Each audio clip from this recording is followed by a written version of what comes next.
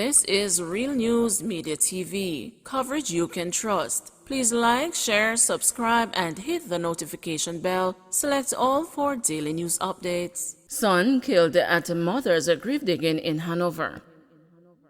The police in Hanover are probing the shooting death of a man last night at a grave digging for his mother. He is Everton James, otherwise called the Short Man or Go, of Green Island in the parish. The shooting happened in the community about 9 o'clock. James, who resides in England, returned to Jamaica last month to complete funeral arrangements for his mother Hortense James, who died on August 10 after ailing for some time. She is to be buried on Saturday. Following grave digging activities by James and the community members yesterday, a gunman came on the scene and opened fire, hitting him. James succumbed. His death has devastated his family. Hotel worker killed, 3 injured in St. James crash.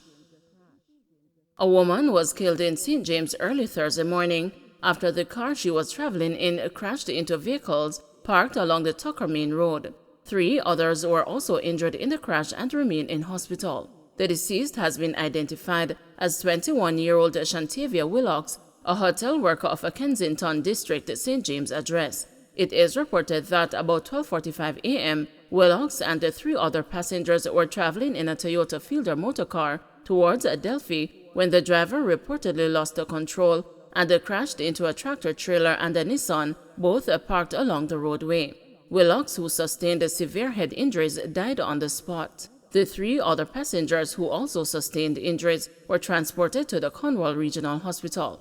The scene was processed and the woman's body was removed to the morgue for a post-mortem examination. The driver of the Toyota Fielder motorcar has since been warned for prosecution. Cops probe death of recently released prisoner. Police are probing whether the killing of a man in Portland Cottage, Clarendon on Tuesday had anything to do with his recent release from prison. Donovan Sinclair, otherwise called Dada, a laborer from Belgium Street in the community, was attacked and shot to death while walking along the Portland Cottage Main Road. Reports indicate that about 8:20 a.m., Sinclair was walking on the roadway when he was pounced upon by men on foot who were armed with guns. The men opened gunfire, hitting him in the upper body and head, killing him on the spot. They then made their escape on foot in the area. The police were summoned, and on their arrival, Sinclair was seen lying on his back in blood with what appeared to be gunshot wounds to the upper body and head. Police said a blue peak hat and a right foot of black Louis Vuitton sneakers were also found on the scene. Sinclair, the police disclosed, was recently released from prison, having served several years from a 7-year sentence for armed robbery. This is one of the possible angles the police are looking into. Mechanic charged for knife attack on farmer. A 28-year-old Clarendon man who is accused of attacking and stabbing at a farmer with a knife following an argument has been arrested and charged by the police. Charged with assault at common law is Mark McLean, otherwise called Hero, an auto mechanic from Union District in the parish.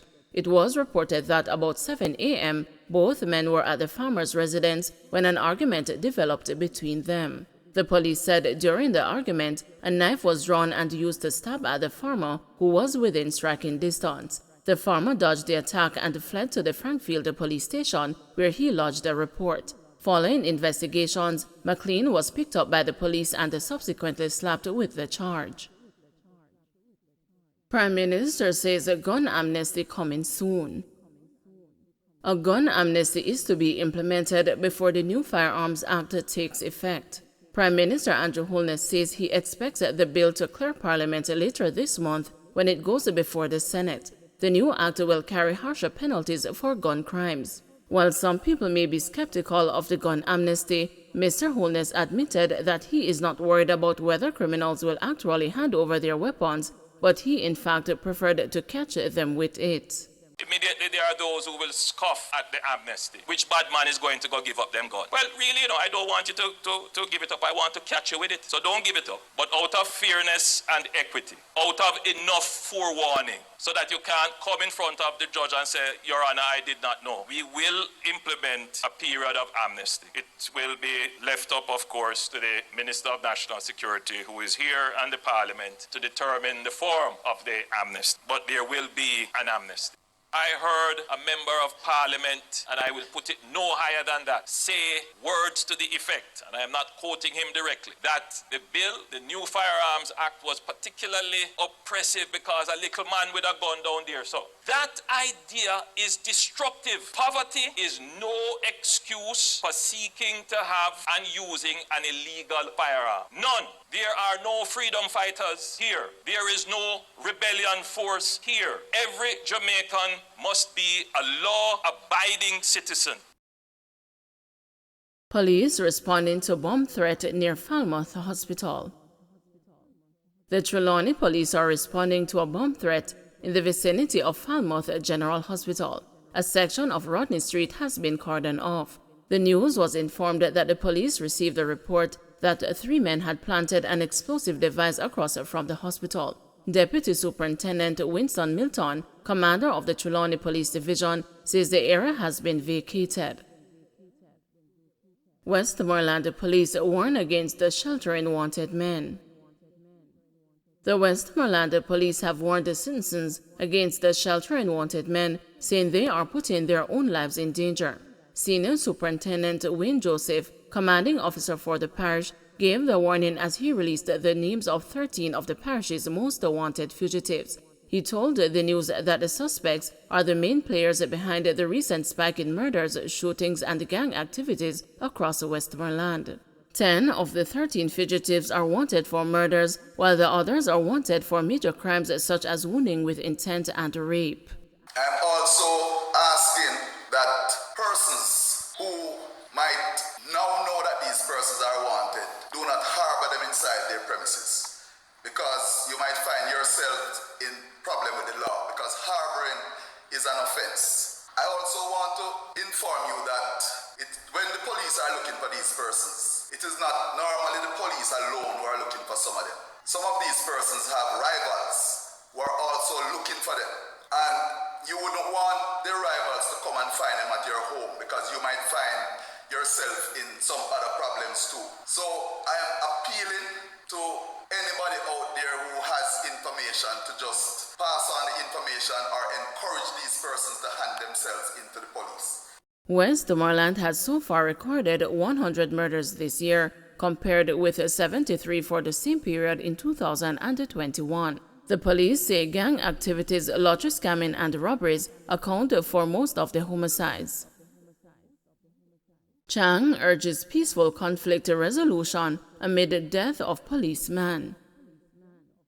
Minister of National Security Dr. Harris Chang is calling for Jamaicans to utilize non-violent methods to resolve conflicts. The inability to resolve conflicts without violence is at a critical stage. We have seen lives lost, families ripped apart, and society suffers as a result, Chang said.